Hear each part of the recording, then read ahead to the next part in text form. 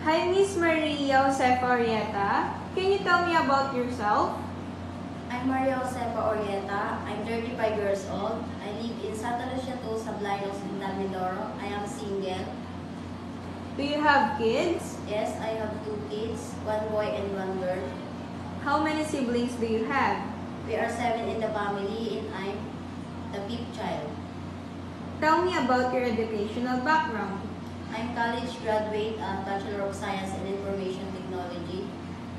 Do you have work experience abroad? I'm ex-abroad from 2017 to 2019 in Hong Kong. How would you describe yourself? I'm kind, trustworthy, loving, and flexible at work. Do you have any tattoo? I don't have tattoo. Did you undergo to any kind of surgery? No. Why do you want to work abroad? I want to earn money for my kids' future.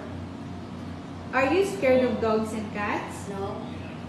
Can you give us your idea on how would you handle a naughty child or children with tantrums? I will cook nicely, and if they want to play, I will play them.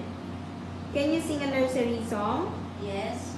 Johnny, Johnny, yes, Papa. Eating sugar, no, Papa. Telling lies, no, Papa. Open your mouth, ha, ha, ha. What is your message to your future employer? If you hired me, I do my work.